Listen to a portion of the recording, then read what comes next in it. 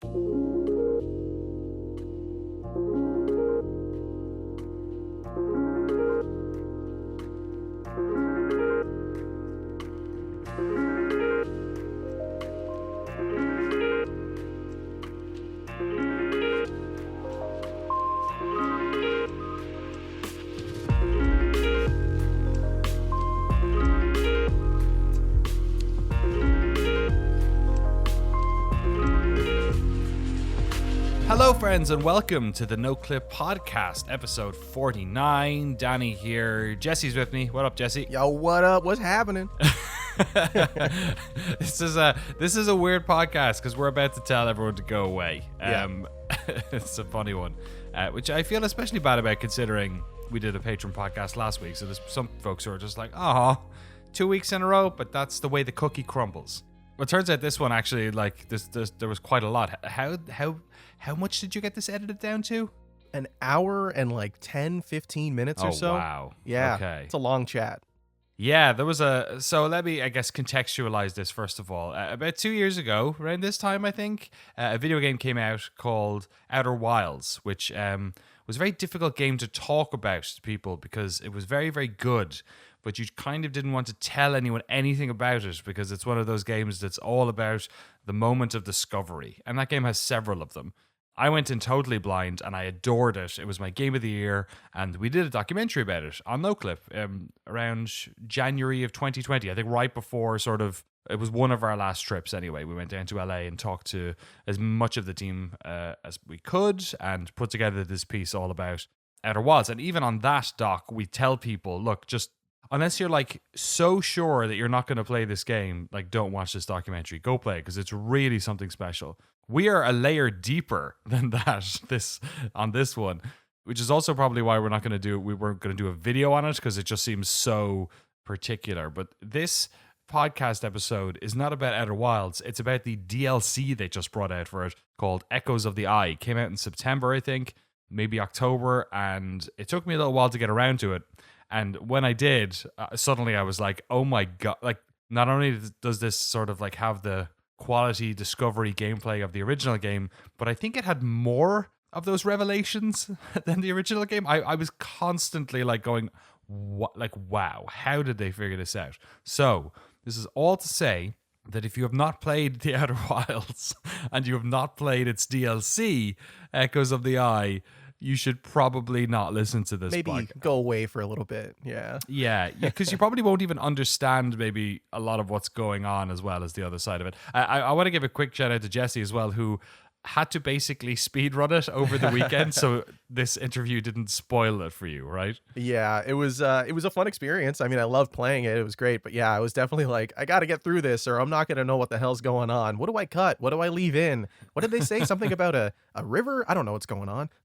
It's a weird thing to do to try and like have the conversation with them as well. I tried to keep it as like chronological as possible, where we kind of went revelation by revelation. But what I learned in the conversation was that everything in games development when it comes to these games is just a complete, rat king of ideas, and like the way in which they came to specific ideas in this one was kind of backwards to what I thought it would have been. So really this is just the final warning of do yourself a favor, go play, read some reviews if you want, but like mostly just I haven't seen many people complaining much about it. I think some folks kind of maybe wanted a bit more being in your spaceship maybe, but like it's a quality put it this way, I was hypothesizing whether or not you could give Game of the Year to a DLC after I played this. So it's pretty good. Play it to listen to the podcast, but even if you don't listen to the podcast, just play it. It's great. Yeah, exactly. But you'd have to be listening to this now to whatever, it's fine. And Jesse, you stick around because after this, I want to talk to you about your experience with it because most of my experience is kind of in the interview. So if you want to listen to that as well, hang around, listener. But until then, please enjoy this conversation that I had with Alex Beachum and Lone Verneau about the design of Outer Wilds, Echoes of the Eye.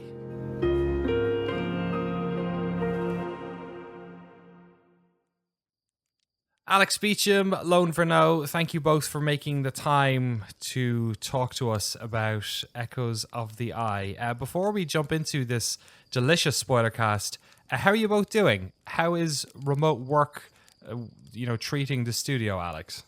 Oh man, um, we're making it. We're making it work. Was much of the development of Echoes of the Eye during this period? I'm guessing was it trickier to do any of this work remote, as opposed to all being in the same room throwing ideas around? Yeah, definitely. Yeah, it's tricky to like mark when exactly because we started working on this technically before we shipped Outer Wilds ever so slightly, but the bulk of production happened. Yeah, after everyone was remote. Yeah, no, it totally messed everything up. We're not unique in that sense. I imagine especially the nature of this game being such an interconnected sort of mash of lore and gameplay and everything that it's maybe particularly tricky to make a game like this without being in the same room as people. Yeah, I, without getting into like a combination of that and then just like, I mean, Lone and I are the design team, Right. so to speak. So in addition to like, yeah, us being remote, I mean, it was a lot of calls, a lot of video stuff. There were other, I guess, hurdles we had to deal with, like on top of all of that. Like, I guess not to get into like the weeds about it, but like, I had sort of like this repetitive motion injury that coincided right with the start of the pandemic. And so like I couldn't like type or like use a mouse and we were all remote on top of it. And so we were doing like I was doing video calls with our art director who was like helping me do level design and with Logan, our tech artist programmer who was also helping like do some of like the AI work and like level design too. And Logan, I know you had your like I feel like everyone on the team just like there was the pandemic and then there was all this other stuff on top of the pandemic. It was pretty hard because right before I think COVID became super official, I guess, in the US, I got COVID probably. Oh my goodness! Hard to tell because the test didn't work or exist really at the time, but I had also to deal with long-term side effects of it. So both members of the design team were kind of out of hard time putting in the work. So we were definitely struggling quite a bit with development early on. It's like we were starting to work on production, but like we're still figuring out a lot of the systems and such. Yep, it was like I remember because like we went into lockdown. It was right when like I had just finished like or not even finished, like was in the middle of like prototyping a bunch of stuff. Like we were starting to gear up to like, okay, here's like the shape of it. Here's sort of like a lot of the ideas were starting to fall into place. Then suddenly it was like, okay, now everyone go into like your own respective boxes. You can talk through the tin can system, and and the designers are both going to be incapacitated for like a not insubstantial amount of time. But so yeah, we're thrilled that we like shipped anything, honestly. My goodness. Well, I hope you're both in better health today. Considering all of that, does that mean also that the game come out a little bit later than you had originally anticipated? The DLC? Yep. Yeah, but it's hard to say how much of that is everything we just mentioned and how much of that is the fact that like is it a DLC? That's a good point. Let's talk about that. Let's crack into it. I guess my first question would be like when we talked almost 2 years ago now with you guys back in LA, there was the conversation about like, the Outer Wilds was already a really big game with a lot of different systems that are all interconnected, and obviously at some stage there was some ideas or concepts that eventually didn't make it into that game.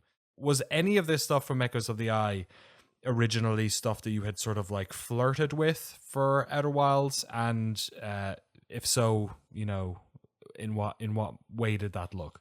Yeah. It's an interesting question because I think as many people have probably noticed at this point, the Invisible Planet was a stretch goal for our Fig campaign. Right. And Loan, you were the one back when we were like we were working on that like the idea for that stuff like back before. Oh, that's true. None of it. Yeah, none of it really made it into the DLC, but a very early concept of this sort of existed, but most of the ideas linked to it were scrapped once we decided to change sort of like the question we wanted to answer with this expansion. I think that I feel like, at least from our design talk, that was the moment where things shifted. I agree, and just so I have the chronology right, that was right before. That was some amount of time, but not too far before we released the base game, right? Yep. Once we figured out exactly what we were doing, we scrambled to tweak a few pieces of Nomai writing so that we wouldn't have to retcon things later. Oh, that's amazing. What type of stuff would that have been in relation to, like when they got the signal, or we're going right to the end here as well? There's the signal dishes where they're like, oh no, the signal dish, it's spinning and it can't locate the eye. Right. Originally, I think we straight up gave the answer of the signal is coming from everywhere and it can't pin, like you're too close. They're too close to the eye of the universe. Right. So they can no longer, those devices are no longer like accurate enough to pick up the signal. And once we kind of came up with, like Lowen's saying, the question that the DLC was going to answer, we're like, okay, we have to go and make sure that the text makes it very clear, or at least more clear, that it's simply not picking up a signal at all. Okay. So the whisper of the sort of idea was there when you were in the weeks prior to Outer Wilds coming out, but then a lot of the rest of it, I guess, came later. So let me ask then from a technical perspective, right? Because obviously a lot of the planets in the original game were based on sort of different hypotheses and tech demos that you would put together over years or worked with the crew there. The idea of the world of the stranger, of this ring world, which is certainly the sort of the first revelation. I have sort of this interview broken down into 5 or 6 revelations I had during my playthrough of Echoes of the Eye. That first reveal of that ring world is incredibly like powerful and impressive and awe-inspiring. Where did that come from? Was that something that you had toyed with in Outer Wilds, or was this a new concept that came afterwards? It's funny. I feel like now that I'm like really thinking about it, I feel like we developed a lot of the concepts in the DLC in the reverse order that you experienced them as a player. Oh, wow. Not like entirely, because like you're saying, the base game was a lot of okay, we kind of had the idea for how the planets, like the system of each planet, like the loose idea for how each planet would work, and then from there we started to like put story and put history into the planets that kind of already existed. The DLC we took, like kind of out of necessity, we actually had to take a very different approach where we sort of had this, because we already had the question that we were like going to answer, right? The idea of what happened to the signal from the eye of the universe. And so starting from that premise, it was more of we built the locations that you explore around the story this time around, which was a very different way of working and interesting, had its own kind of like, I guess, pros and cons. So I without like asking you to give me a laundry list of the different versions of the stranger that were, I guess, how did you get to the idea of this ring world? Was, what came first? Was there always like a river? Was there always no? So from the very beginning, it was always going to be some sort of artificial structure, I'm pretty sure. The really old version, just as a quick like aside, and this is probably from when we were like thinking from the Fig campaign. Originally, the idea was it was actually going to be from the previous universe. Oh wow! Okay. There was a lot of You're stuff. You're gonna like, find fragments of that place all around the solar system. We had a crater on Timberhorse designed that would have like sort of like one of the clues to that place. For a while, the whole thing was just going to be straight up invisible. Like, not like you go through a cloaking field and now you can see it. Just straight up invisible all the time, but your scout can see it. Oh my goodness. We actually had that prototyped in the base game before I think we ever had... Like, I'm pretty sure we had those, like that crater that Lowen made with like an invisible like fragment of this station that you could only see with, and you could only explore by using your scout photo. I'm pretty sure we had that before we had the ghost matter showing up in the scout camera. Okay, so quite early on. That's the idea of using the scout for the entire looking exploration sounds like kind of a nightmare.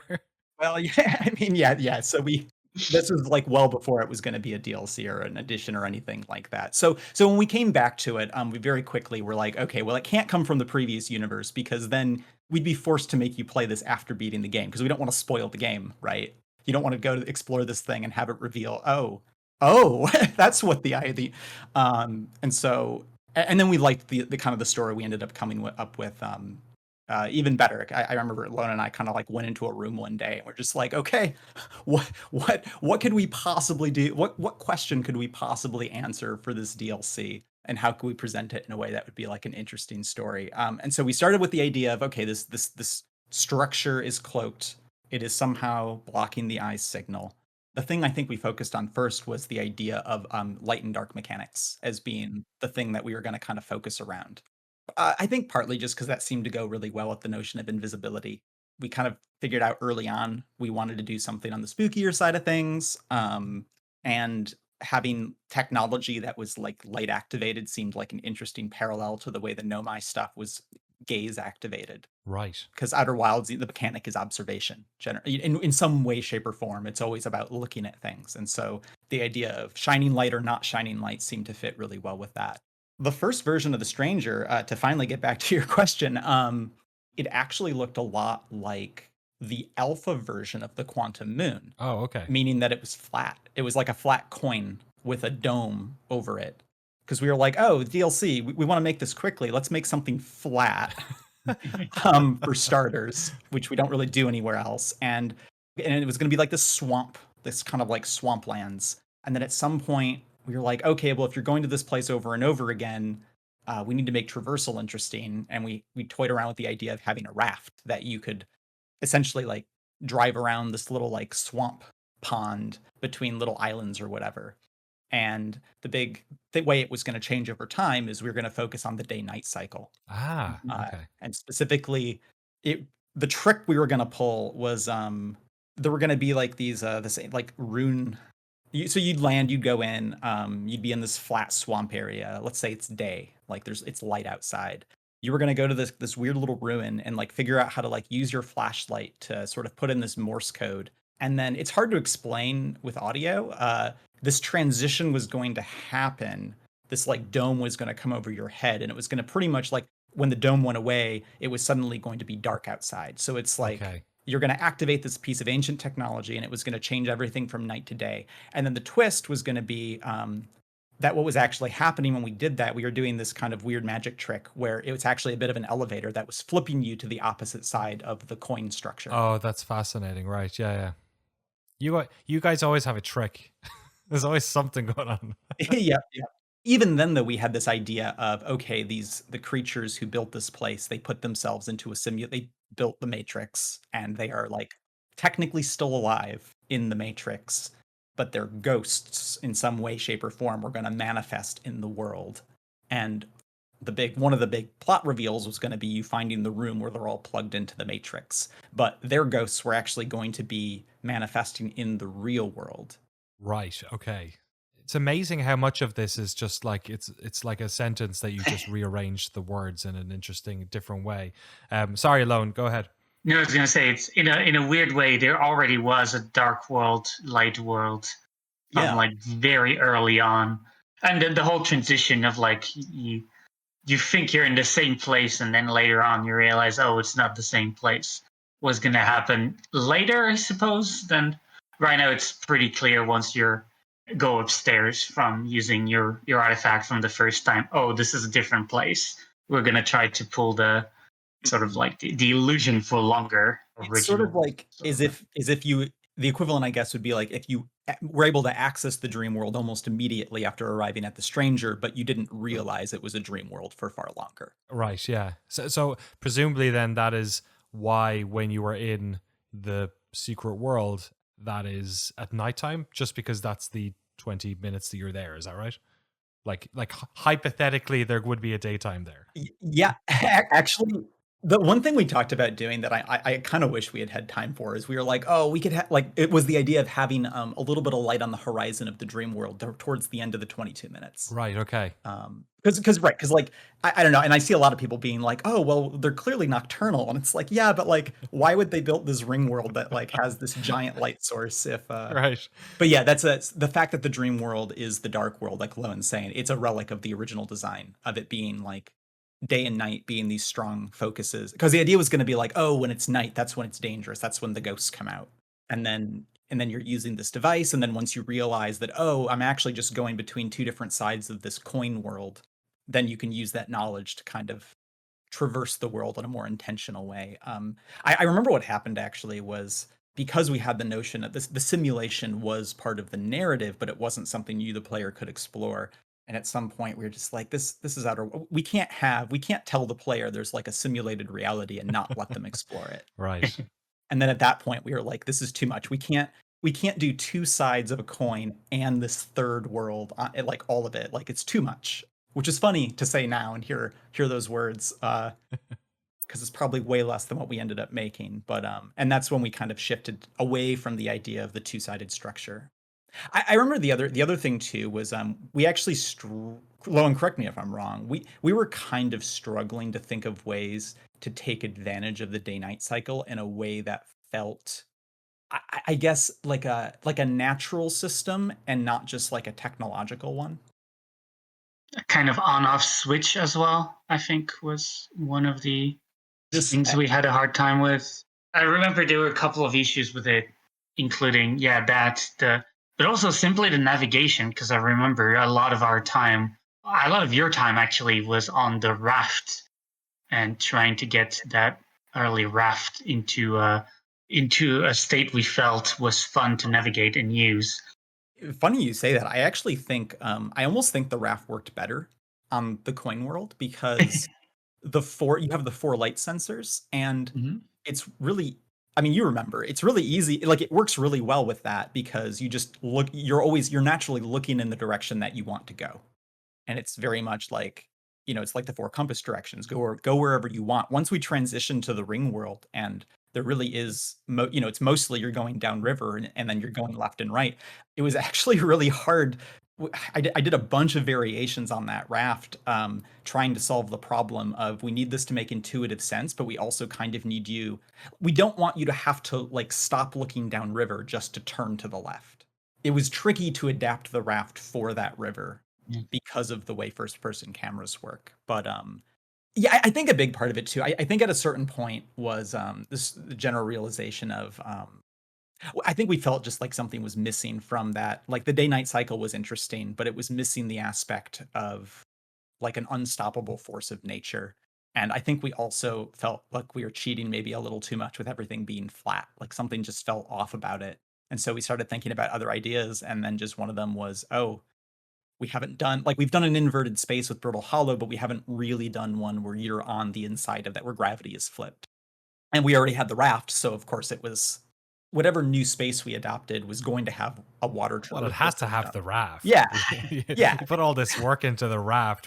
We'll just build a ring world and, just get the raft in there. Yeah. I think it went from like flat space with a raft to, okay, no, it's going to be curved. Oh, cool, a river around a curved space. And then a dam breaking was sort of like a natural way to have a force of nature that could destroy things. That was, I think, that's what sold the ring world, I think, by the end.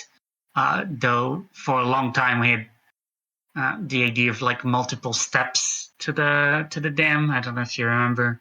Like, it wasn't one dam; it was multiple dam. Yep.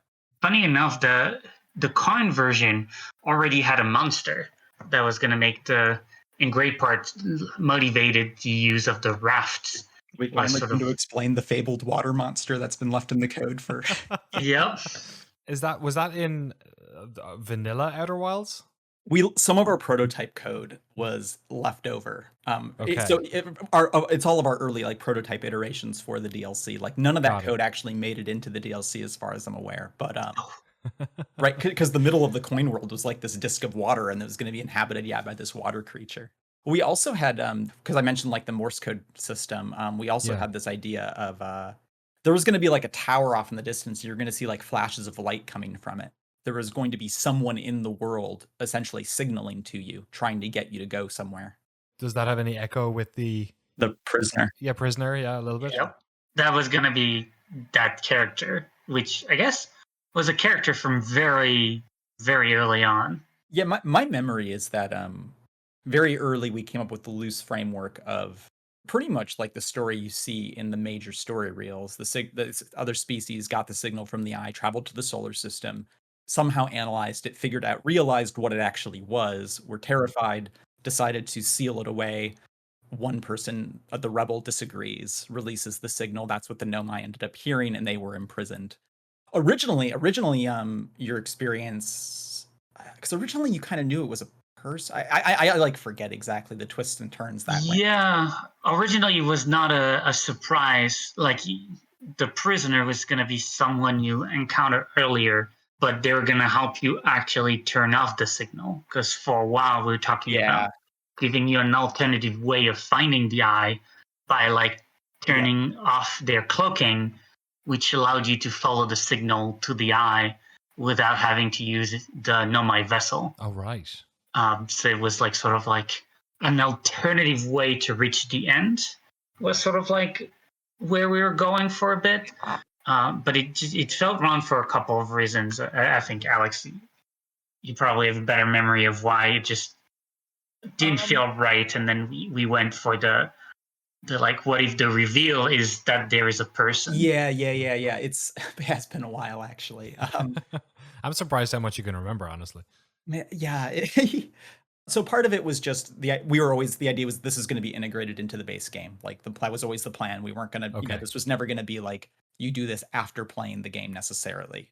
Or we were always trying to make it where it'd be okay to do that. And we were just uncomfortable with the idea of, or at least I remember like being very nervous about the idea of this functionally replacing a piece of the base game. Yeah, I can or see like that. In two pieces if you can just fly straight there. I remember the one idea was like, oh, maybe you unjam the eye and then you can use one of the Nomai devices to get the coordinates in an alternative way and not have to use the orbital probe cannon. I think ultimately we just didn't want to mess with the base game story to that degree, or with the player experience, not knowing how that would go. I remember another thing that kept coming up, because we kept having all of these ideas, making like, I think one of the reasons we went away from the prisoner being such an active character, in addition to wanting to build up mystery of like what could be in the mystery box, Right. Which has its pros and cons. But I remember one of them being, we didn't want it to ever feel like the game was telling you that you should go to the eye of the universe. Yeah. It's very important in Outer Wilds that the player is always the one making the decision of what to explore and why. And just I just remember there was a lot of places where we'd be like, oh yeah, this and this, and oh man, this solves so many problems, and then we'd be like, oh no, but this is pretty much the equivalent of the prisoner telling you should go to the eye of the universe. Right.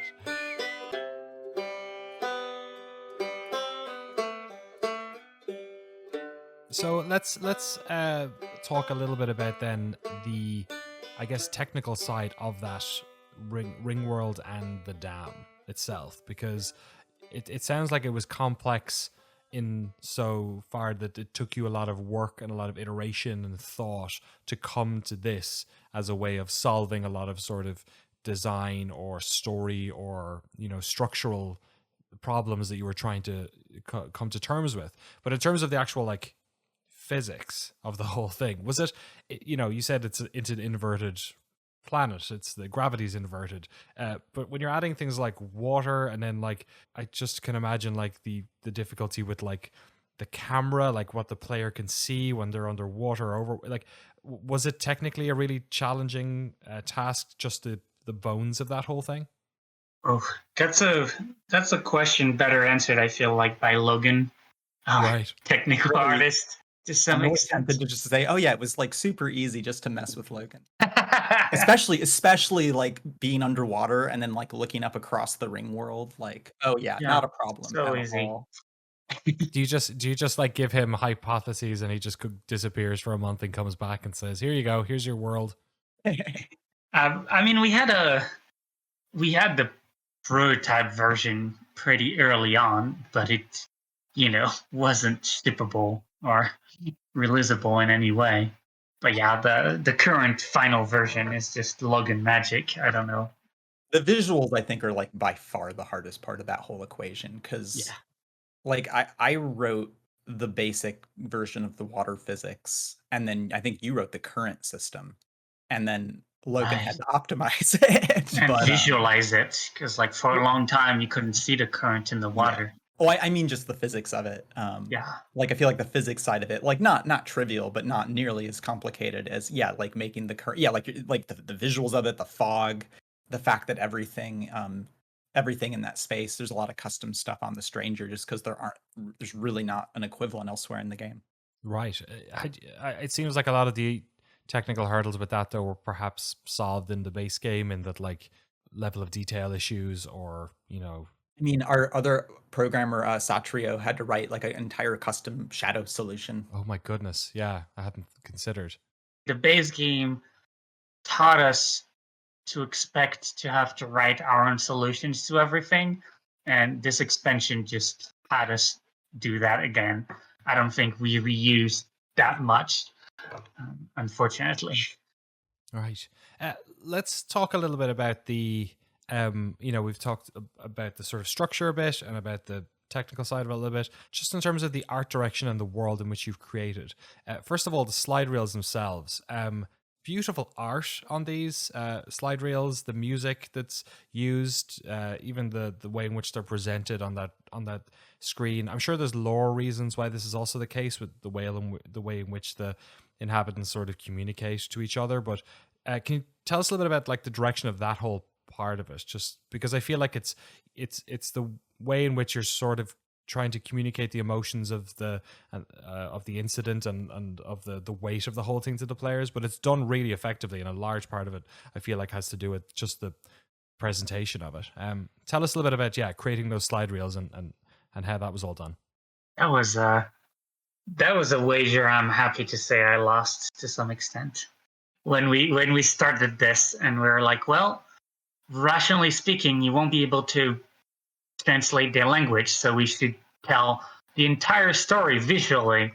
And I was like, that's a bad idea. I don't know if we can pull that off. And Wesley and Alex did a wonderful job there. I think we're all profoundly relieved that the storytelling was not really did not prove to be too big of a problem in the finished version. Yeah. Oh my God, where to even begin? I remember early on we started with like, because Ian, our concept artist, was like roughing out a mural, like kind of like the mural in the old settlement where you see the Nomai crash landed with the escape pods, and there's the vessel and all that. It crashed in Dark Bramble, and we made pretty much like the equivalent of that, but to tell the Stranger's story. That was like really early on. And we were like, cool, here it is, here's their story. And we like went from that like one like series of images to something like, I don't even know how many slideshows are in the finished version. Way more than any of us ever thought that we would need, because we just had to keep adding things to communicate. We play tested this a ton, and we started more on the simple end of things, and then based on players' comprehension, we would just do a ton of shifting things around, or adding entire reels if necessary. But yeah, I'm trying to think, because early on it was the question of like how, like, what would the presentation of these be, just at all. I remember at first we were like, well, we could do static images, we could do animatics of some sort, and then at some point I prototyped. I think because we already had a system on Timber Hearth, where it's like the satellite in orbit around the planet, where you use the bumper keys to take pictures. And I remember more or less repurposing that system, because it was like, well, these are going to have to be linear stories, because the Nomai text are like, it's fairly nonlinear, but and you're in control of like which piece of the text you're translating next. So the act of reading in the base game is itself kind of an exploratory nonlinear action. And we knew that with pictures, we're not doing that, right? Like, there's no way we're going to have like non-linear picture storytelling. So the least we can do is kind of give you some control over the animation. I think was kind of the original impetus for like, why are they slideshows? It's so you, the player, have something to do while you're taking in this information. Early on, there weren't that many slides per reel. We just like kept at the beginning, they were more like actual slideshows, and by the end, it's more of like stop motion films that you were playing as the camera, or the projector itself, right? You're the one who's like just going through frame by frame. But I think aesthetically, I guess, maybe to answer your other question. So first of all, they play with the light dark thematic. Just naturally, right? The idea was, well, all of their tech's going to be light based, so what could be more light-based narratively than than using the light to show the story, and then darkened theaters kind of naturally lend themselves to that sort of spooky atmosphere. Mm. The projector itself is like this totem thing, because art wise and art direction wise, and Wesley be able to say it better than me, but we were pulling from a lot of I remember, so we're definitely pulling from like Pacific Northwest Native American stuff, but also I remember there's like Egyptian, obviously like the American South and like the swamps of Louisiana bayou stuff. There were others as well. It's been a while. But just kind of pulling all of this together and then trying to take with Outer Wilds, we're always trying to make it feel like you're in like a national park finding these ancient ruins, but we definitely never want it to feel like we've just pulled one culture wholesale, right? And just like, but aliens. But I think I don't know, I think you can definitely see specifically like with like the projectors and the totems. And then a lot of working with Andrew, working to we did so many revisions of the little sound cues that happen, and getting those wired up. It was just like an ongoing process throughout the entirety of production. They started out very simple and very rough, and we just kept pouring time, effort, resources into them, because we really wanted. We knew that if we weren't going to have text and the level of detail and almost the level of character that you get from the base game, we were going to have to make up for it in other ways. James, one of the contractors we worked with, did all of the 2D art, and just did a really phenomenal job, especially with kind of like the emotive moments where you can see their eyes widen in terror. Oh my goodness, that image is burned into my head of the realization that they have of what the eye is. That one shot of the, what are we calling them, by the way? Because inhabitants, people online, the community seems to be happy with the term owlkin. I don't want to give like an official answer. Okay, don't give it internally we called them ghost birds. Right. Okay. Yeah, that was in the code as well, was it? Mm-hmm. Yep. Yeah. So that image of the the shock, and I guess let's talk about that a little bit, because obviously the revelations that we've sort of stumbled upon, three of them already. The ring worlds, the moment the dam breaks, which, can I just confirm that's because the station is moving away from the supernova? That's why it's like Yep. Yeah. Okay. The secret world, which we'll dive into a little bit more. But one of the things that was most revelatory for me and most shocking for me, and I remember the moment, like, and I'm already in this game and it's given me 2 or 3 of these what the fuck moments, and then this one was probably the one that stayed with me the most. And I'd love to know how intentional this was, given everything you've just said. But one of the things about the slide projections was obviously seeing a different race. The Nomai, for instance, were sort of, I didn't know what they looked like for a long time. I had no idea of their society, or I knew what their buildings looked like, but I didn't have a sense of who they were.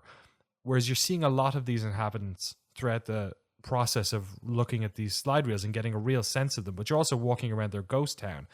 There was one stage where I noticed I was in the room with what I thought was one of them in the secret world, like watching a projector or something.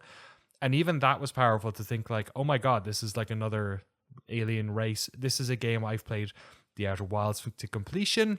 Most of the NPCs in this game, there's not that many of them, but they're like mostly my race and mostly static. They're hanging out by a campfire, they're chilling in the village, they're doing that type of thing. The first time I saw an inhabitant walking was like fucking Plato's cave. I like shit myself. Like all the hairs on my hands stood up, and I didn't know what to do. Was that an intentional like thing to like do something with this engine and with this world that nobody was expecting? Yeah, I'm so happy what you just described worked. Yeah, for sure. I think from early on, we have the idea of, as I mentioned, the water monster, and also finding them. The things were different, but I think interacting with a system that was a little bit more dynamic. I think just AI, wanting to have the player interact with some sort of AI, was kind of something we had from the beginning, and part of the horror, really, of that DLC that we wanted to, the horror mood that we wanted to create. What I remember, actually, that just you saying that makes me remember, when we were presenting the whole concept for this to our publisher for the first time. This was before the Ring World or anything. I remember the gist of like how we were pitching this was you discover a previously unknown shadowy world that no one's ever seen before, and you discover the ruins of an unknown alien race, and you discover that they're not dead. Okay. They're still alive, in like a spooky way. That was sort of the vibe from very early on, which is why I'm so excited to hear that the gist of that still like was made it all the way to the end of production, I guess. The moment where most people, I wonder now, because you can never tell with your games especially, the moment most people come across one in real life, is there one, do you think, from your playtesting and making the game? Probably the shadow on the screen in Endless Canyon, but honestly, it could be any of those three. What about the first time they see one sort of like walking or in? Almost always in the woodlands, the ones in the Okay. forest. Yeah. Yeah, that's where it was for me. And then I'm interested what you thought players might do, because I was both like shocked but also excited, and I of course immediately shone my light on it to be like, I'm here, like I can interact with you. And then what happens next like just freaked me out even more. Do you think was that the sort of intention as well? We actually had a little bit of an issue during playtest for a little bit where people were far too excited to meet them, They're like, "Oh, I want to give you a hug." which was definitely not, it missed the element that you mentioned of just being a little bit scared, or at least a little bit like in shock of them being there. So we definitely tried to tone things down to make them a little bit spookier and to prep you a little bit more. Not so much to prepare you, but it's just, if you're just excited to like say hi to them, I think the mood was a little bit ruined. So we had to to tweak things from away from that a little. I think because we were designing from the beginning with this idea of, okay, like you go to this ancient space station, and actually one thing that I don't know if many people realize this, or like we always intended for the idea to be like where are all the bodies, Right. to Yes. be sort of, because with the Nomai you see there's skeletons everywhere. We found it's maybe not so surprisingly difficult to draw people's attention to an absence of something. Some people do see that. Sorry, just a random thought that occurred to me that I remember us, trying to figure that one out. But we originally had this we were going for this idea of you go to this ancient space station, it seems abandoned, there are no bodies anywhere, and then there's the horrifying revelation of like, oh, they're not really dead. Their ghosts still haunt these halls, kind of a thing. Because we were coming at that, because that was our original design, I think we just always kind of assumed for whatever reason that like, and we're trying to make them intentionally look spooky and creepy. And I guess in our defense, like all of the information you learn about them, like you have no real reason to think they're going to be very friendly when you finally do meet them. But understandably, because of the rest of the game, a lot of our players were just, really like, oh, we're gonna make a new friend. And so we did go back at one point. We because we have those portraits of them hanging throughout the stranger. And James, the 2D concept, our artist we are working with, we were like, James, you have to go back and make these way creepier, because our players want to give them a hug right now, and that's like wonderful, and like the time will come for that, but it's the time is not like at this part of the experience. And that's when he went back and made them look like kind of ghostly portraits from mid-century, or no, or even like 1800s or something. Yeah, okay. I was about to ask one. I was like imagining in my head some sort of My Little Pony-esque drawings of these owl beasts. Was the were they always that? I guess like, or maybe a better way of putting it is like, how did you come to that look that they were these sort of tall owl antler, like proud looking creatures? Where did that sort of come from? There was a lot of we did a lot of iteration with Ian and Wesley on the art side of things. I think the idea of them being tall, that was partly just because we knew we want to do something a little more horror. So it was like, okay, things that are taller than you are more intimidating, generally speaking. And then we also were just excited to make the environment you're like, oh, it'd be so cool. You'll find these tables and these chairs that are just like obviously too big.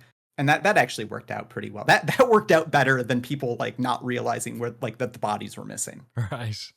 Honestly, people pick up on the size disparity pretty quickly. The other aspects, we had a lot of other concepts that were drawing from different. Actually, I know one of the concepts kind of got repurposed. The new creature that appears at the post-credits scene, if you've met the stranger, that is actually based on one of the concepts for the ghost birds themselves that we didn't end up using. Is this on the final image? Mm-hmm. Yep. Okay, right. It's like this sort of like flea inspired creature. That was actually really cool. I mean, that's why we used it again. But I remember the process just piece by piece. I remember for a while we were like, oh, antlers are super spooky and they feel extremely Outer Wilds. But the Nomai already have horns. Can we get away with having both of the non-Hearthian species having antlers or horns? Like those kind of discussions. How many eyes should they have? But ultimately, I mean, just gradually, bit by bit. The thing we were most concerned about is just making sure they were going to be creepy enough. Is what I actually remember. We were like, I remember we were like, well, no matter how creepy we make them, it's not going to be that hard to make them not creepy when we need. You know, it's much harder to make something creepy when if you don't set out to make it creepy than it is to take something creepy and dial it back. Although the counter to that, oh my God, I remember we originally didn't have nearly as many emotive expressions during the slide reels. And I wish Wesley would have to be here for this, but I think we might have actually changed some of their anatomy or massaged it a little bit to make some of those emotes possible. Okay. Because we realized very quickly that for the story to work, we were going to have them be as expressive as possible. And we just like kept adding more and more like face reaction shots so that, you know, you would care about what you were seeing. And so I remember there was actually a bit of a give and take. It's like they need to be human enough that we can get away with some of those expressions, but we don't want them to be too human, that we do want them to be this alien species that can also like support these horror elements. So that was sort of like the triangle of like things we were trying to balance. It's incredible the amount of things that have to be tweaked and pulled and massaged all over the place that's why I love talking to you guys about this game, because so much of the experience of playing games is this, you know, looking at the cave paintings and trying to figure out the intention behind them. And obviously, like, you guys are on the opposite end of the cone, right? Where our experiences sort of all pivot down to this one game, and then that one game came from this massive possibility space on the other side.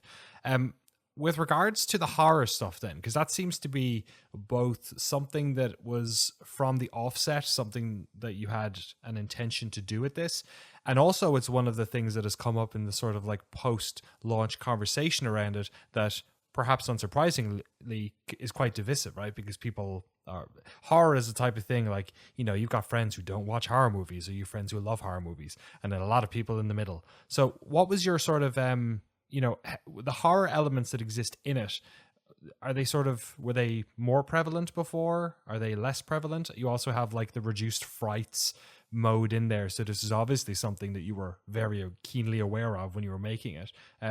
Tell us a little about that whole area of the game. There was always a bit of an intention of making it creepy, even with the earliest Invisible Planet version was always going to be a little bit creepy and freaky. One of the early prototypes from that version actually was because the ghosts were going to be invisible but in the real world, and the idea was you take photos with your scout and then they would appear on the photos, but like long exposures, like it would take like 10 seconds for like the ghost to gradually fade on, which don't even try to think about why that, like how that could possibly make sense technologically. But I think the actual final state of the horror came from when we decided on the question to answer, and as a result what the theme was going to be, it made sense that it had to be horror. And I think thematically, in a weird way, it's like I think if you don't like horror games, I think this expansion is like still an experience that very much fits the themes, because that is the theme of the expansion. Of like, sometimes the things you learn they're not pleasant. Sometimes the things you learn are scary and uncomfortable and all that. And it's like, keep on going. Do you accept the information? Do you accept the do you accept the knowledge even when that knowledge is uncomfortable and scary and makes you want to run away very far? I think it only became more and more natural as we developed the themes. Right. So like the idea that like the sort of overarching revelation that I guess you come to, that the inhabitants came to, was of such a horror that also that the gameplay should sort of in some way mirror or match or vibe with that. Yeah, very much so.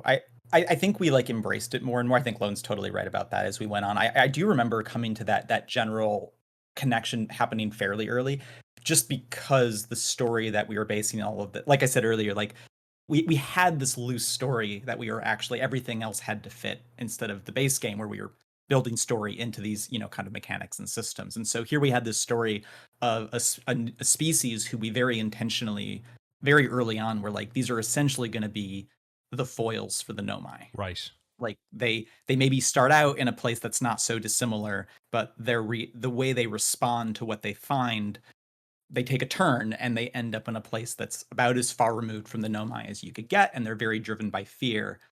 Yeah, I forget I forget when, at what point we were like, let's make a horror game. Because part of that was definitely like, we just were like, that'd be fun. We're into that. But I do remember, yeah, very early we were like, oh, these two things actually fit pretty well together. There was a point, right before the pandemic started, actually, where mechanically I think things finally started to kind of click together. Because we had all these ideas for light and dark mechanics, but we sort of like honed in on this idea that we used as consistently as we could from that on out, which was the idea that the truth is hidden in the dark. Sort of became this phrase that sort of like used as like an orienting thing. And so like, and that's like where, so like the obvious version is like secret passages. They always open when the light is removed, never when the light is added.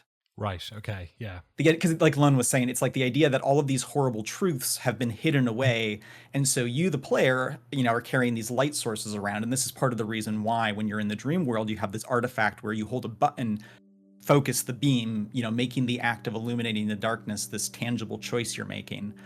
The idea that we were going for, at least, is the truth is somewhere out in the dark and you have to make a choice to illuminate it, but there is some fear in doing so because you might not like what you end up seeing.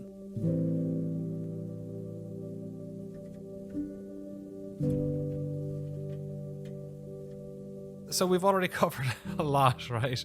But one area we've not even touched upon yet is this idea that there is this, you know, simulation running, and you know that can be a very sort of one sentence written into the script type of thing, you know, malicious demon or Plato's cave or whatever you want to call it, the Matrix, but it ends up playing into the mechanics of solving the game in an explicit way in terms of the sort of finally being able to unlock, you know, Pandora's box, or the unearthing the prisoner by basically figuring out ways of subverting the mechanics of that simulation. Again, like, how did it come to that? Was the idea that it was a simulation? I'm assuming that sounded like it came, but the idea that you would have to circumvent it to basically solve for it, that you couldn't just get the codes, was that always there, or did that come later? No. Originally, like you're saying, it was just like like in the script, like, oh, there. I mean, the reveal was going to be you found the room when they were plugged in, and it was going to be like, oh, that's why you see all these like ghostly things manifesting in the world. And then we shifted to the idea of no, the player's going to go into the simulation. Because originally you were going to unlock the vault in the real world, I believe. I think Or it at was least the 3 rules. we were looking for 3. Yeah, because the DLC was always meant to be another curiosity on the level of like the Quantum Moon. Wasn't originally supposed to be as big as it is. So we're always looking, like we're like, okay, like the Quantum Moon has 3 rules that you need to learn to meet Solanum and get to the 6th location. The DLC, we were like, okay, there are going to be 3 rules. And originally we were looking for rules that you would use in the real world. My memory is just that ended up being really hard. Like I was having the only good one, and this is even after we had the idea of, okay, you're definitely going to go into the simulation. Which was partly driven, I remember, because we were like, oh, going into the simulation just is a neat thing. And then we stumbled on the idea of dozing off being the way that you do that seemed like a really natural fit for Outer Wilds. We were like, we can recapture some of this idea, at least initially, of you think that maybe it's just dark out, you don't realize exactly what has happened yet. Right. And those fires mechanically, we were like, oh, and if it's driven by a campfire, fire and water, and then we got a lot of interplay from the idea of the flood happening. Just a lot of things clicked into place. I remember that. Sorry, that's unrelated. That's just a quick aside. So the one rule that I remember being kind of neat in theory was this idea of, so there's the little grabby hands where like you shine your light and they do this kind of retro zoom effect and they pull you across. Originally, that was a prototype mechanic using the signal scope. Oh, okay. And it was actually a rule you were going to have to, it'd be like, okay, if you zoom in with your signal scope on this symbol, originally you were going to be able to use your signal scope in the dream world. And the idea was going to be like, if you zoom in with your signal scope on this symbol, it will do that effect and pull you across. And we were going to introduce it in the dream world. And then at some point you were going to, this is a very Matrix thing, you were going to realize that it also worked in the real world. And then that was going to be one of the things you needed to use to like get to the vault, I guess. Yep. I don't, correct me if I'm wrong, we really didn't have any others, I don't think. I just remember at some point being like, look, we want these to feel systemic. Because this is before we had a ton of the dream world like fleshed out. And so it was like, well, we want this dream world to, we're like, it's going to be way easier to make rules that work for the simulation than for rules that apply to the real world. And so that's when we just moved the vault. Like we were like, okay, you're just going to unlock this thing in the simulation. It might also have been from like the moment when we decided to switch from your goal is to uncloak the eye, like turn off their cloaking of the eye. And we moved away from that and we're like, no, this is about finding the prisoner. I remember and as a result, it had to be in the dream world. No, because we originally, because we had, you know, the earliest idea, even before we had that little box that with the 3 seals on it. Actually, yeah, you know what it is? That submerged structure that's sunken in the reservoir with chains. Originally, that was it. That was the prison. There was no like additional box inside of it. And the idea was going to be like you learn the 3 rules to bypass 3 security systems.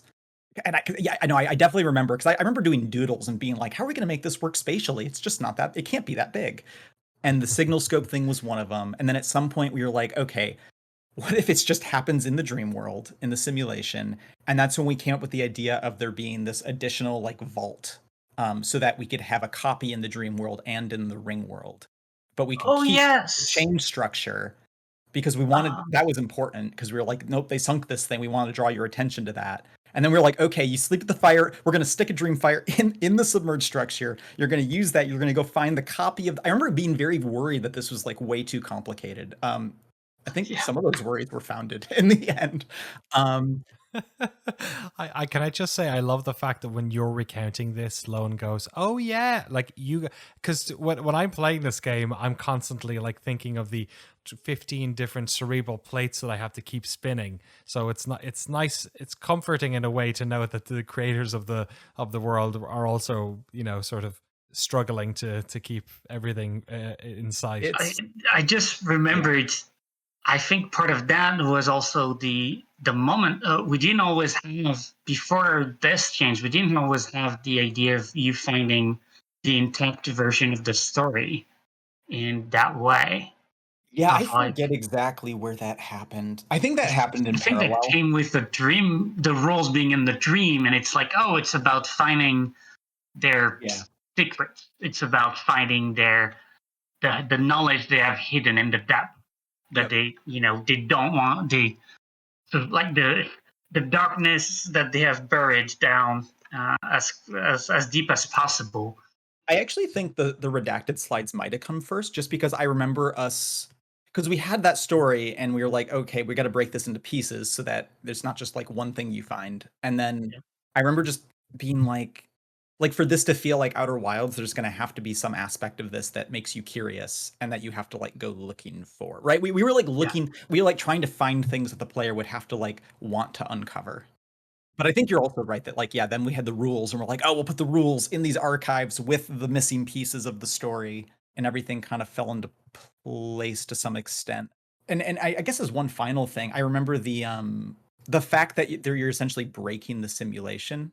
I don't remember exactly. Like, I think that I remember that That being was a pretty very late. gradual thing. Because I Yeah. remember just being, I think we were just like, oh, this doesn't. Why would they like? Why would this be the way? Um, like, why would they have these like elaborate security methods, or like, why would they have just like left these for you to like? I forget the exact machinations that led to those.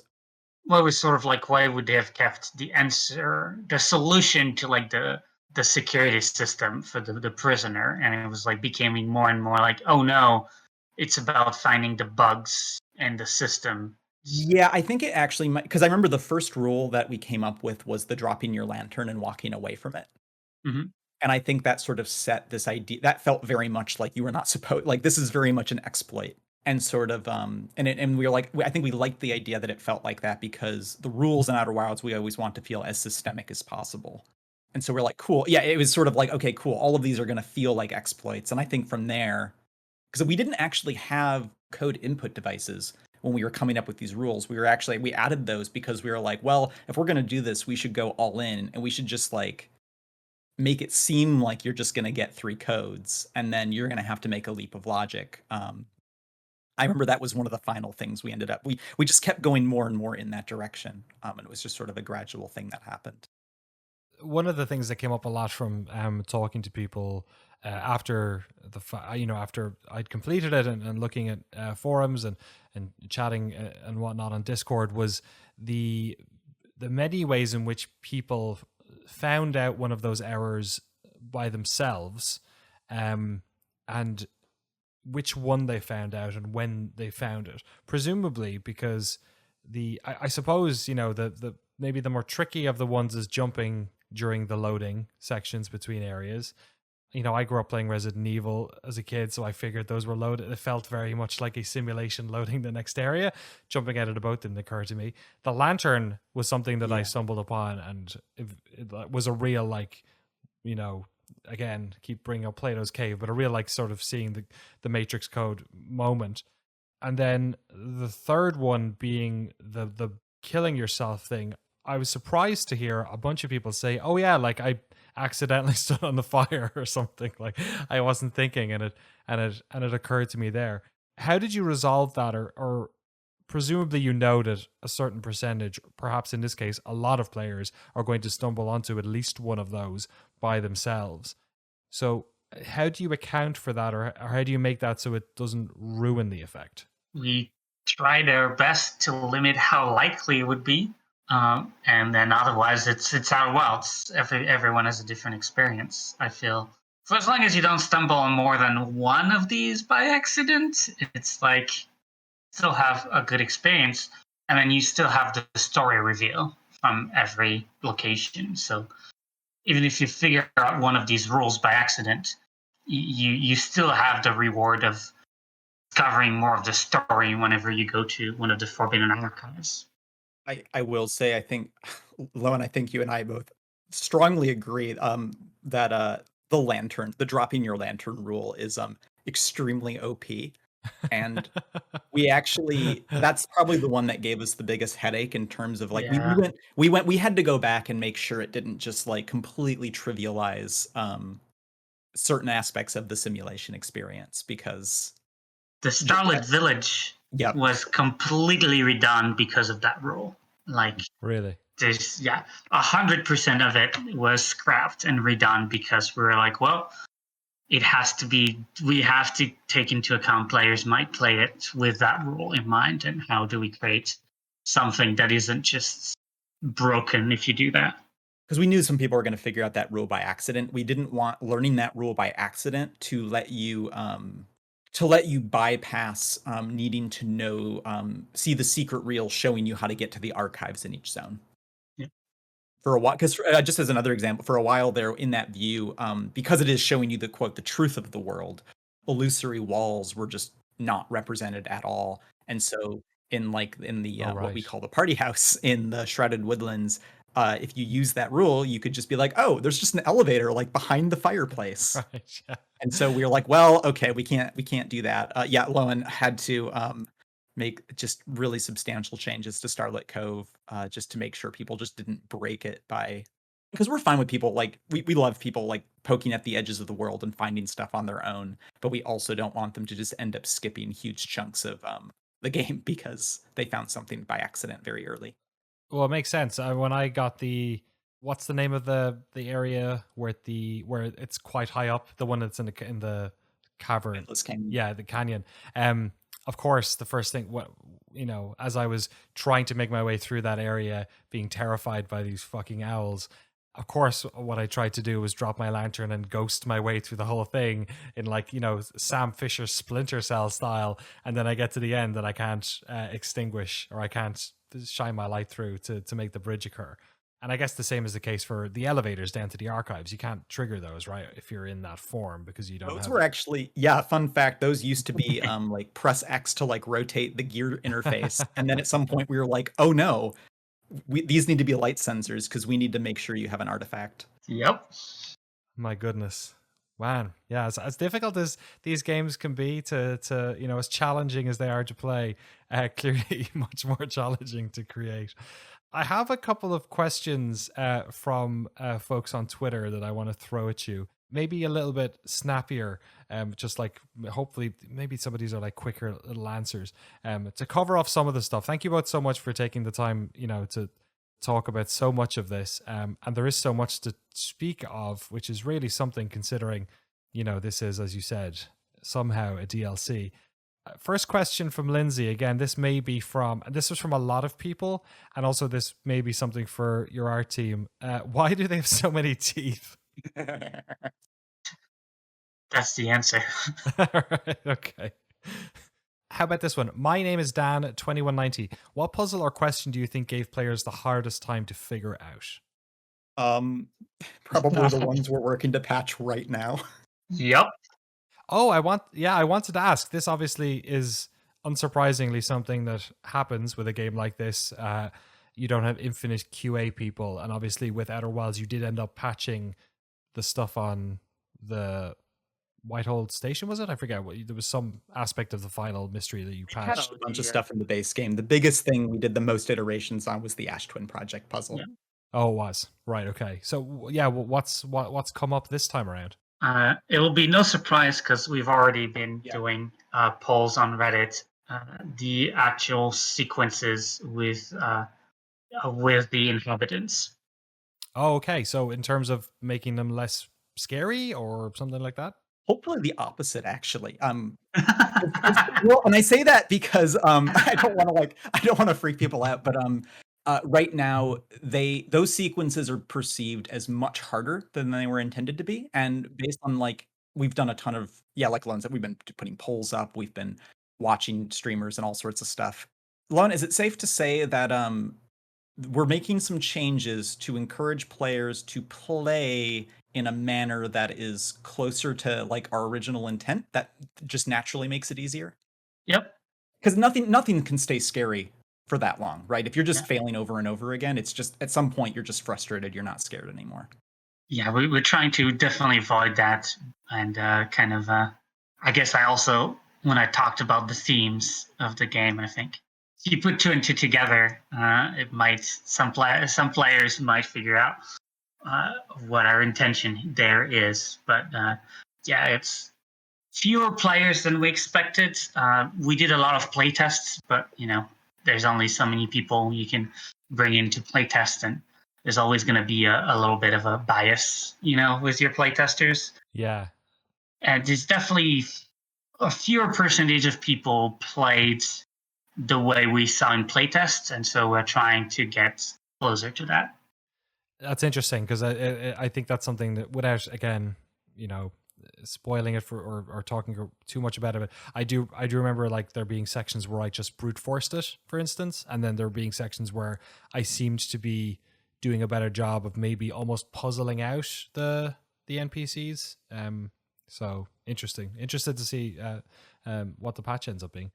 Thomas Constantine asks, do the developers have any idea from either playtests or telemetry how many people stumbled into one of those error cases before the corresponding error report? So during your playtests, were you seeing people uncover, it's probably sounds like it was the moving away from the lantern one was the one that was maybe the most common.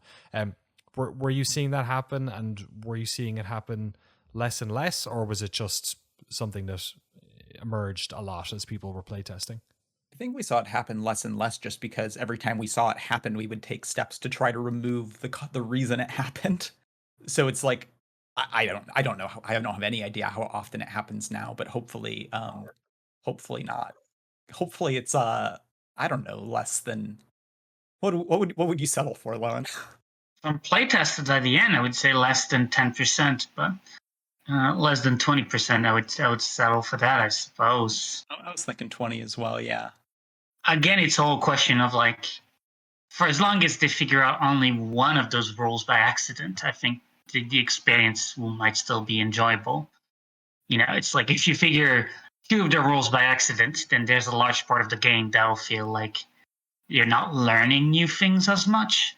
So it just makes it less fun for the player. It kind of gets to the heart of like what was tricky about this DLC in general from the base game is because there isn't like it's like deeper, but it's not as wide. It was more important than with the base game to like make sure, yeah, like you don't if you stumble on this, you also don't stumble on this.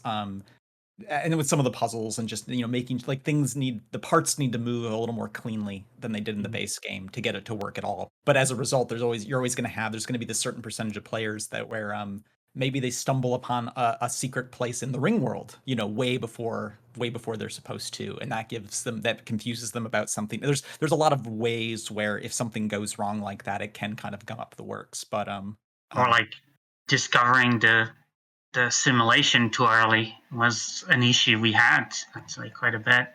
Yeah, actually, there's this section in the middle of the game structurally that I think a lot of players correctly perceive as a bottleneck, where if you don't solve a series of puzzles, it kind of blocks you from the back half of the game. And that is there not because we were like, let's just give you a series of linear things to do. It's actually a series of knowledge checks to prevent you from just sort of like stumbling your way to the end of the game. Right. I'm assuming that is getting you gated the sort of access to artifacts, it feels like, a couple of different ways. I guess there is that house with the ghost matter around it. By the way, how did the ghost matter get in? It gets everywhere. It just gets everywhere.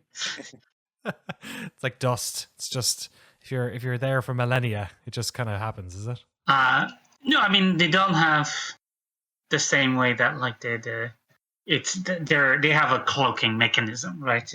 They're still affected by the world outside, the way your ship can enter, you know, the cloaking, I think, and the same thing is true for the ghost matter.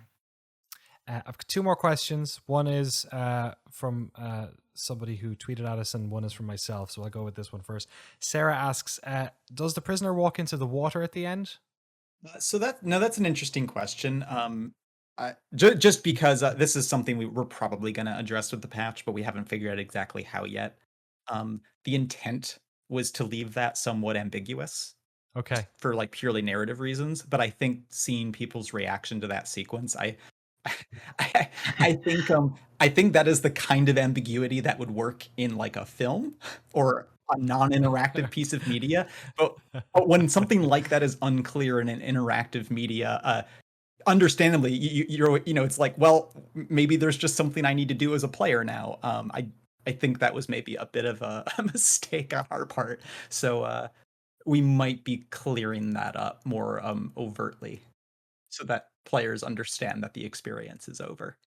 Again, I'm not sure if this is something we're explicitly supposed to know. My bottleneck with the game was that, and I feel so stupid doing it now, was that after I found the entrance, the sort of second entrance, the one that had been blown out, the second entrance I found at least, the one with the second version of the artifact that had gone wrong, I kept picking up the artifact without the lens. Oh,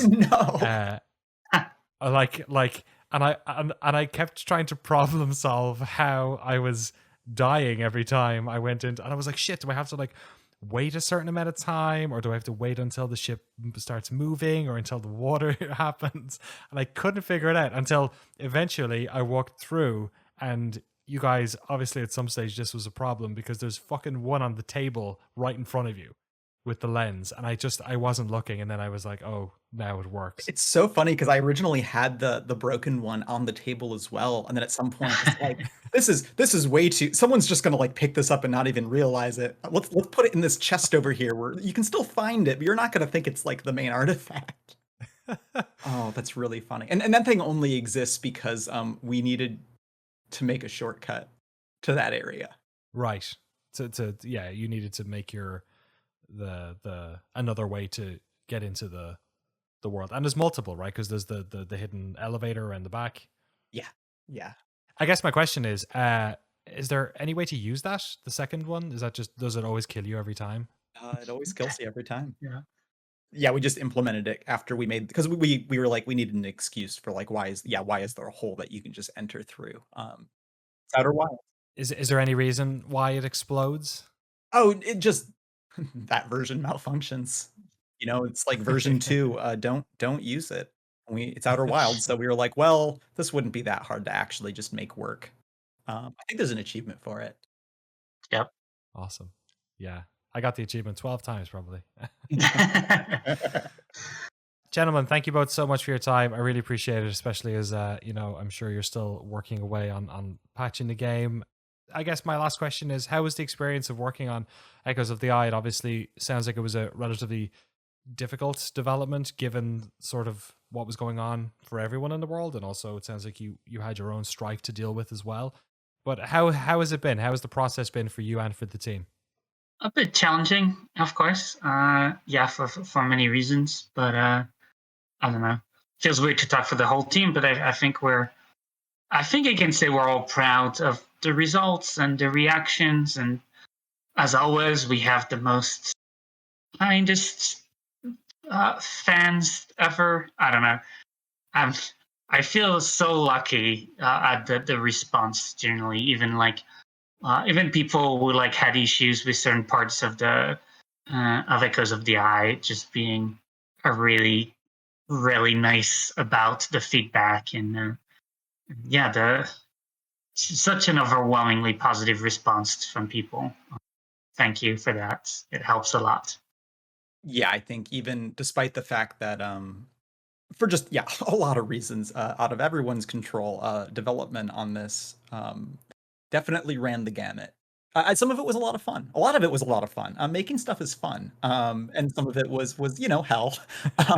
But the fact that we get to make this kind of stuff and like get away with it at all is I mean, we're very lucky for that, and I hope that I think we're all a bit relieved too that people like this enough that it feels like, okay, yeah, we can do it. We can do it more than once, and that means maybe we'll get to keep doing it.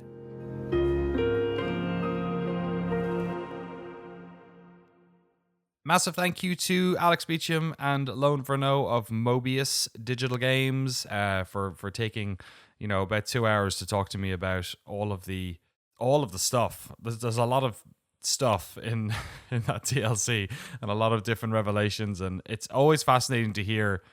I'm always surprised by how chaotic their ideation process is, because the games come out feeling so slick and well considered, but they don't lose the sort of chaos of brainstorming. Like they tend to ideate and come up with weird ideas and mess around a lot, which I always think is interesting when you play something that feels so singular in its identity.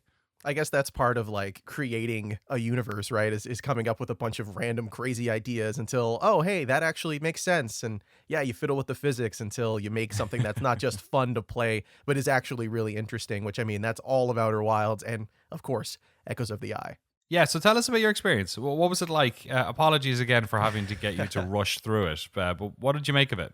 Yeah, what was it like playing a 10-hour thing in like one day? It was great. No, no, it was a great time. It is long. It is surprisingly long, yeah, given how long the base game is. No, yeah, I had a lot of fun playing it. Something I noticed when I was going through the whole thing was there's so many moments in the base game of the Outer Wilds where you realize things so suddenly and so quickly, and I noticed like I would learn things out of order, which is something that they mentioned during the interview there, right? Yeah. Like they're so worried about players learning things out of order. Where with this one, it was super linear. I felt like I definitely went from piece to piece to piece in the perfect order, which is great. But there is one moment, and it's so funny looking back on it. So when you fall down, or not fall down, when you use the fire to go to the opposite world in the sanctuary thing, or not the sanctuary. The diving bell? Yeah, yeah. And you go down there and you're like, oh man, this is crazy. Like, how do I get across these bridges? And there's that one bridge with the bell gargoyle security guard things. Yeah. And they're staring at you. And I'm like, oh man, how do I get past these guys? They react when you see the lantern, right? Or like the light. So I'm like, I'll put the lantern down and walk over to the light. All right. He probably won't see me if I do that, right? I just did not walk far enough away. Oh. Yeah. I was like, oh, you can put it down. Oh, okay, you don't die. I thought maybe that would kill you. But no, I put it down. I walked away thinking they won't see me. And then, yeah, nothing happened. And I was like, oh, whatever. Wait, so you just like walked like probably to the like edge of the periphery of Yeah, like probably Oh, that's exactly as far funny. enough away to not have it trigger. and then like 15, 20 minutes later, I found the thing. And I'm like, oh my God. I could have just done that. It was funny listening to them talk about how like they didn't want people to, you know, specifically I think those three sort of hacks or errors, like they didn't want people to accidentally stumble upon them. But like I would argue that it's probably as powerful a revelation that way, you know. Absolutely, yeah. If you walked away, like when I walked away from the light and that thing happened, I was like, "Whoa!" Like what? Like, what the? This is what is incredible. this? Like, how did this happen? When we were recording the mixtape, you said there was a moment that left your mouth agape for like 15 minutes. Was that it? Oh man, the mouth agape. I think it was either one of two moments. I think it was when I went through when I fell asleep at the fire for the first time. Yeah, and came out in the secret world. I was just like completely like gobsmacked by it. I was also really gobsmacked by just them showing the other race as much as they did, because they really didn't with the Nomai. It was they held back on a lot of that stuff. You saw their corpses and stuff, but you didn't really get a sense of their culture or who they were at all. But the part that I completely, I think I said it in the interview, the goosebumped the hell out of me was the first time I came across one that was walking around. Because I was not expecting that at all. Not me neither, dude. I remember when I saw the first one and I was like, why is my lantern light all the way over there? And then I turned my head and it had already grabbed me. I didn't even realize that was a thing that was going to happen. God. And it ate my face. And my girlfriend was sitting next to me. She was like getting ready to go to bed. It was probably 11 o'clock at night or something. And I just fucking screamed like a little girl. I was not expecting to be scared in the Outer Wilds. It is not a scary game. It's like traumatizing, I feel like. There's moments that are like so grand that they make you feel small and scared. And then, Brittle Hollow. But like... that kind of jump scare moment was not expected at all, along with just seeing the actual race. Yeah, I wasn't expecting that either. It was so cool. The first time I walked into, because I obviously you do a lot of like playing with the idea of what you're supposed to be doing. And the first time I went into the sort of the big wood cabin where they were all playing music and talking to each other, or like hanging out with each other, I just walked in. Did you do this as well? Yeah. Yeah, I just walked in and it was just like they all stop. The music stops when you like walk up the steps, and then I just like stared at the one in front of me, thinking like, oh, this is like a moment, like this will be a cutscene, or kind of like what happens later with the prisoner. Yeah. And one of them just walks over and blows out the light, and you're just like, oh fuck, this is so intense. Like, oh my god. Any other final thoughts on the DLC? Was there any other moments that stuck out to you, or? Well, it wasn't a moment while playing the DLC that stuck out to me, but I did talk to one of my friends about it, who is a huge fan of the Outer Wilds. Outer Wilds, man, you got to drop that Oh, is it not the Outer Wilds? No, you know what it is? It's because I'm thinking the Outer Worlds. Exactly. No, I mean I think that's the reason why we did documentaries on both, was to stop people from calling it Outer Worlds and the Outer Wilds. But anyway, My go bad. on. Big fan of Outer Wilds. And he was telling me that if you beat the DLC and then you go and do the ending of the game again, Yes. yeah, you actually run into the. I didn't do that. I just had to finish the DLC real quick. But I got through it, and yeah, I went and watched the ending, and like that's so powerful. What a cool addition! Like it's not just a DLC that is its own cordoned off little thing that is really cool and obviously Game of the Year worthy, but just the fact that they add on to the actual base game with the content that's in this, beautiful. Love it. Yeah, it's an interesting thing is that like you could argue that the DLC ends when I guess the final revelation occurs, or you could argue that the DLC ends when you complete the game again, because like a lot of people would sort of then do that and then on the next loop maybe attempt to do that. But there's actually 3 endings, because there's multiple different endings that you can do in Outer Wilds proper, because you could do lots of stuff like, you know, collapse space-time with the white and black holes. Once you get the warp core as well, you can kind of fudge around with that and do different things. So one of the things you can do is, if you get the whatever it's called, the OP warp core, whatever they call the one that's actually in the ship, if you take that onto the stranger, then you basically just drift throughout, you know, because you're outside of the supernova by that stage, but also so is the core, so you're not getting looped again. So basically just says like, oh, you drift into space forever, there must be something to eat on the ship. Oh, that's so cool. Which is cool, because it's a good point. There's not like mushrooms or anything. It doesn't seem like Yeah. growing on the thing. I forget what the second one is, and then the third one is the basically seeing the stranger, or seeing the inhabitants, or whatever you want to call these things, in the final song at the end. And then the final mosaic is different as well. There's an extra little planet there. Yeah, so it's cool.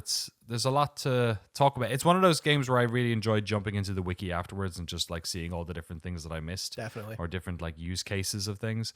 And hopefully, if you completed a game and you've listened to this podcast, you've enjoyed the conversation we had with Alex and Lone as well. It was an absolute pleasure to put it together. Please, if you can spare a moment, review us on your podcast apparatus of choice. Leave us a review, but even better, patreon.com/noclip. There's a bunch of stuff gone up. I'm in the middle of it all. I'm actually mostly deep on the DMA stuff at the moment, so it's kind of where my brain is. If you'd like to support the podcast, fund our documentaries, and get access to all the bonus episodes of the podcast, the official Discord, and loads more, head over to patreon.com/noclip. We are at Noclip Video on Twitter and Instagram, at Down Dwyer. Do your thing. Yeah, you find me on Twitter at Garasha. It's Guara, S like Sam, CIA. Beautiful. Watch all our documentaries over at youtube.com/noclipvideo, including our documentary on Outer Wilds. You can listen to the podcast at youtube.com/noclippodcast, or wherever podcasts are sold. Jesse, thank you so much for editing this and putting it together. Got it. Yeah, I really appreciate it. This was a fun one to do. We'll be back next week with regularly scheduled Noclip podcast, episode 50, the big 50. Should we get 50 Cent on? Oh, can we? Blood in the Sand it's backwards compatible, baby. Let's do it. Come on. Should we just do a Blood in the Sand spoiler cast for everyone? Yes. We'll talk about, does he get the skull back? Where's my skull? Listen to that next week on Noclip. See you then.